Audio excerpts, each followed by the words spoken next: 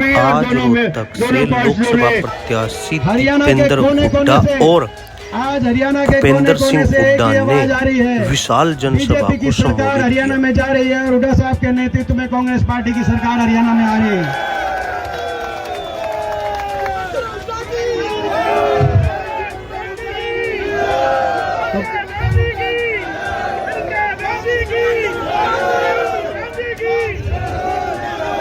मैं आपसे, मगर ये चुनाव आज आप यहाँ पे आए हो, मैं आप सबसे पूछना चाहता हूँ, बदलाव लाएंगे उसकी तरफ कदम बढ़ा रहे हैं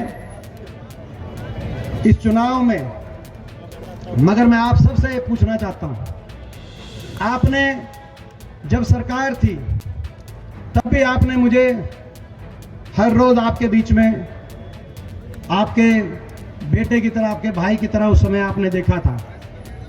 मैंने कभी किसी एक व्यक्ति को भी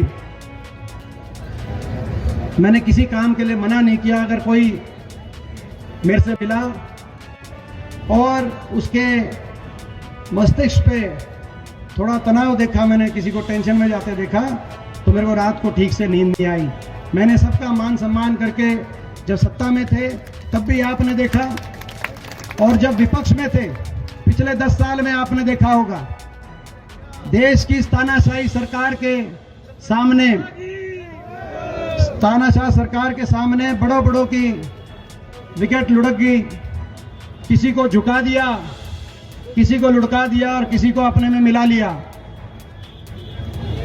सारे देश के विपक्ष को इन्होंने निशाने पे रखा, लेकिन फिर भी जब आपके लिए कहीं लड़ने की बात आई, कहीं अड़ने की बात आई, कहीं खड़ा होने की बात आई, तो चाहे मैं अकेला पड़ गया देश की संसद में, जब किसान के लिए बोलने की बात आई, हमारी बेटियों के लिए बोलने की बात आई, चाहे गरीब के लिए बोलने की बात आई,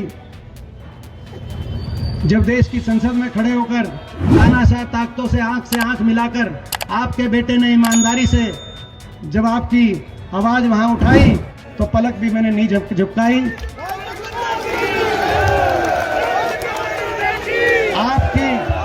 आपकी जब लड़ाई लड़ने की बात आई, आपकी जब लड़ाई लड़ने की बात आई, अपने इलाके के विकास की लड़ाई लड़ने की बात आई, किसान, गरीब मजदूर की जब लड़ाई लड़ने की बात आई, तो आपके लिए मैं खड़ा रहा। मैं आपसे पूछना चाहता हूं, इन अगले 3 हफ्ते में आप भी मेरे लिए खड़े रहोगे कि नहीं खड़े रहोगे? मैं पूछना चाहता हूं आप।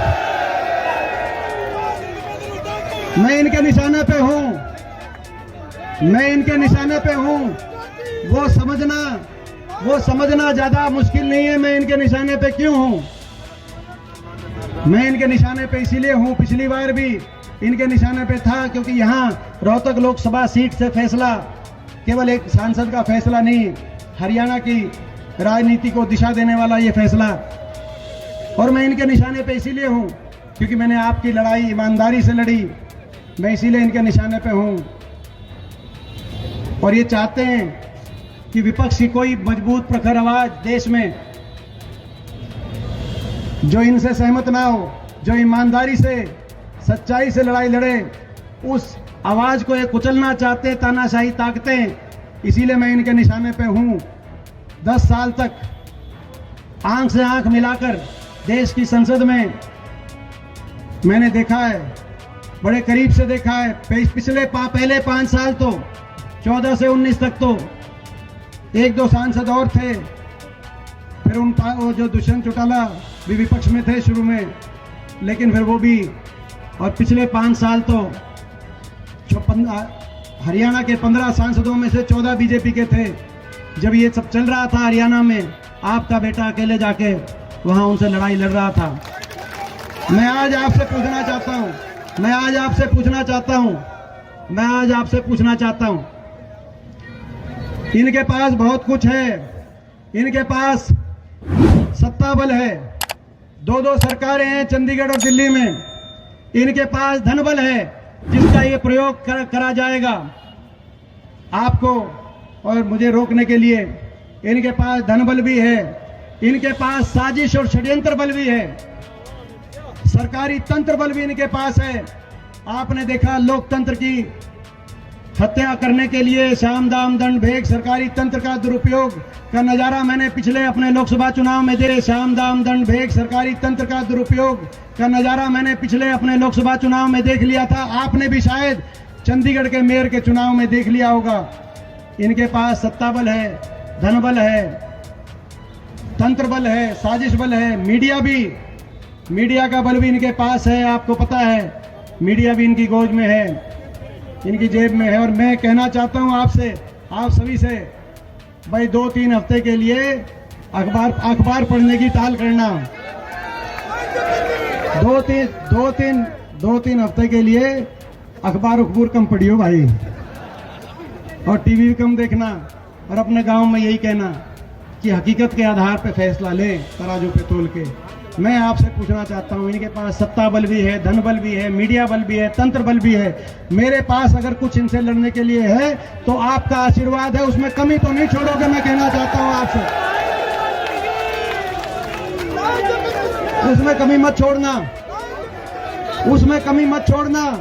ये मैं आप सबसे कहना चाहता हूं। मैं हरियाणा के उज्जवल भविष्य के लिए, देश में लोकतंत्र संविधान को बचाने के लिए और अपने लोकसभा क्षेत्र को विकास में बुलंदी पे लेके जाने के लिए जो मैं लड़ाई लड़ रहा हूं, और हर वर्ग के मान सम्मान के लिए जो लड़ाई लड़ रहा हूं, इसमें मुझे अकेला मत छोड़ना। इस लड़ाई में ये चुनाव आपको और हमको मिलकर लड़ना है, कि कहीं मैं जाऊंगा, कहीं आपको पहुंचना है। भाई ये जो 3 हफ्ते हैं, इस 3 और पूरे हरियाणा में भी जाना होगा, पूरे हरियाणा में भी हम जाएंगे, क्योंकि पूरे प्रदेश में जो माहौल बन रहा है। मगर आप भाई ये चुनाव, इस चुनाव में न्यू बताओ भाई, आप मैं निश्चिंत होकर आज बीजेपी का ये बिगुल बजा दूं भाई। बीजेपी के एक बार हाथ खड़ा करके सारे कार्यकर्ताओं से मैं कहना चाहता हूं।